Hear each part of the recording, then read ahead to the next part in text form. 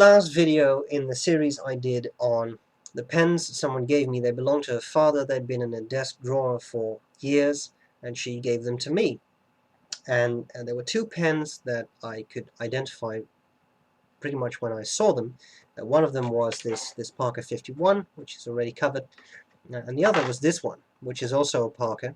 This is a Parker 45, and this is, I believe, it would be correct to call this a flighter model, because it has a metal covering.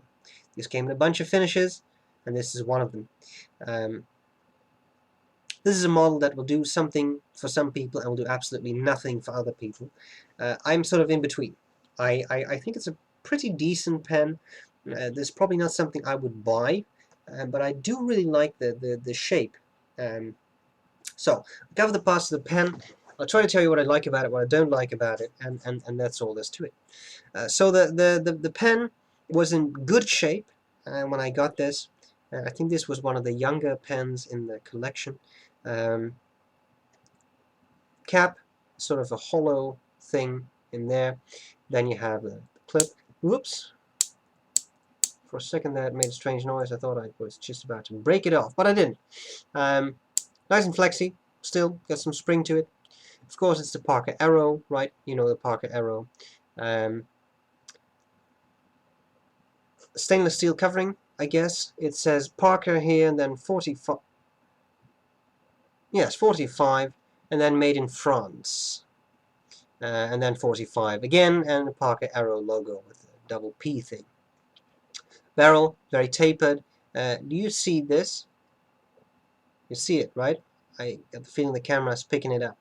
Is that a ring? No, that's not a ring. I'll come back to that. Here's a black bit of plastic. Cap slips off, and when you post it, look at that little ring. You see the ring? Look where the cap ends. That's a bit of damage. It just happens when you post it. This is metal. It will sort of dig into that. It's not a big deal. Maybe with some of those polishing cloths you could get rid of that.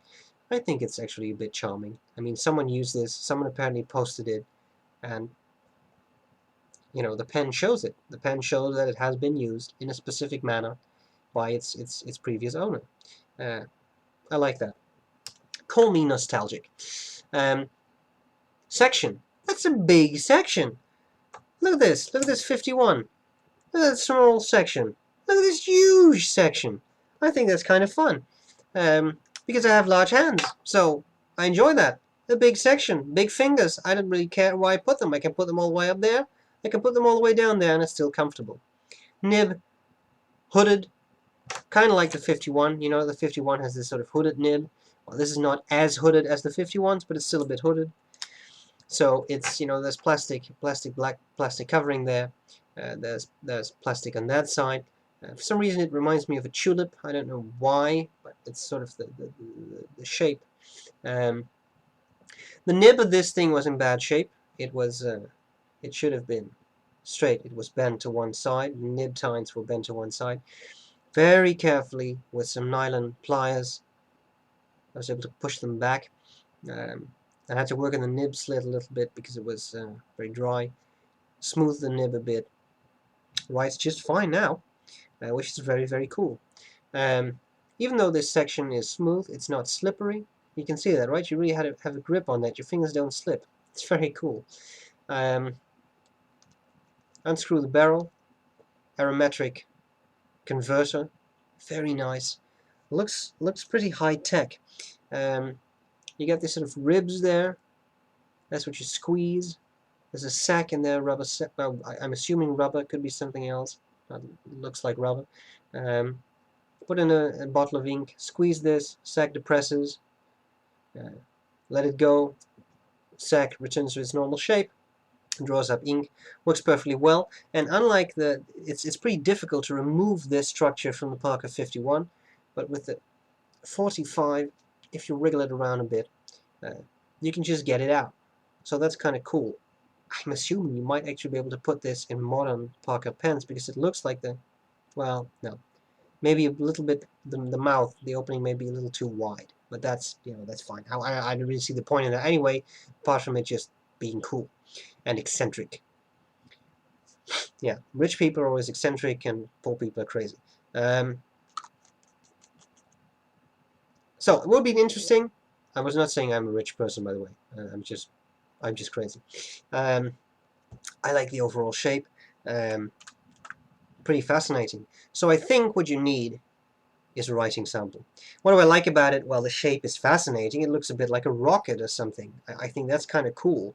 And although this is a, well, I'm not sure whether you call it vintage, probably just a classic pen, but I think the design could, you can use this today and nobody will say, whoa, that's a very old pen, right?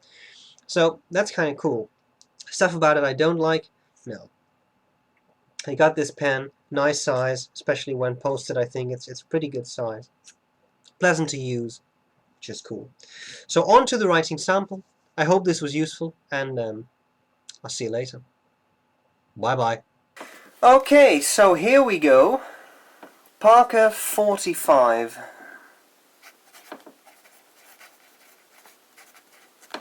Flighter.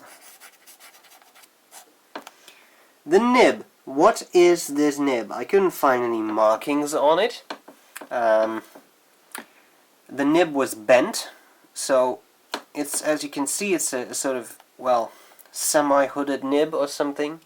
Now the funny thing is that it's like a sort of like a small triangle, right? Something like that, and then that black hood starts.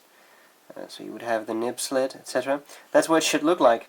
And now if you were to, you got the tipping, of course. If you were to zoom in on that, then it looked like this when I got it. So instead of being a nice, well-aligned nib, it was actually, well, actually, I guess more like that. It was actually bent to one side. So I had to unbend that. Fortunately, these are pretty pliable nibs.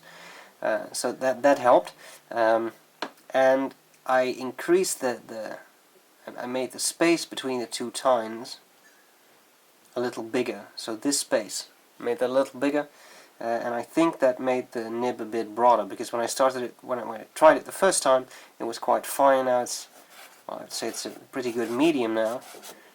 It gives a bit of feedback, but actually I think it's quite pleasant. It's not a scratch. It's just a way to let you know you're writing. So,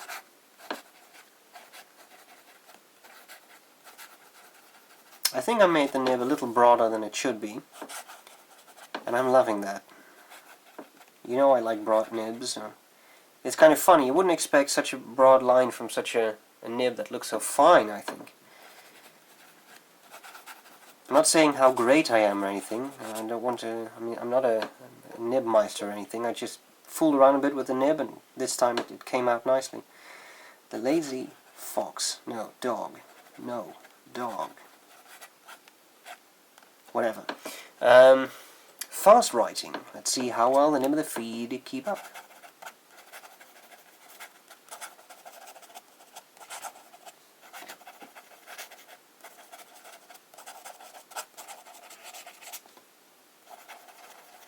Dog. Looks good to me. I don't see any problems. Line variation.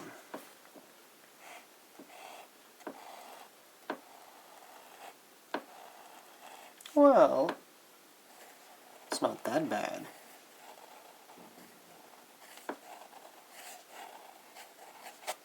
Hello. Not a whole lot, but there definitely is some line variation. And again, it's a hooded nib.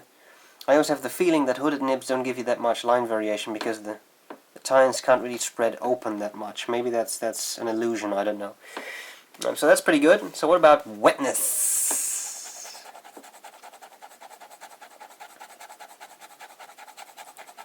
Well, flow is good. See, it's still wet on that side where I started. It's definitely wet on that side. This is something I like. A nice, I won't say wet pen because that sounds a bit odd, but I like a pen that has some good wet writing to it. So, this is probably not a pen I would buy, but since I got it, I think it's a pretty nice find. The model is interesting and definitely not for everyone, but I think it's not that bad. So, I kind of enjoy it. So I hope this was useful, and I'll see you later.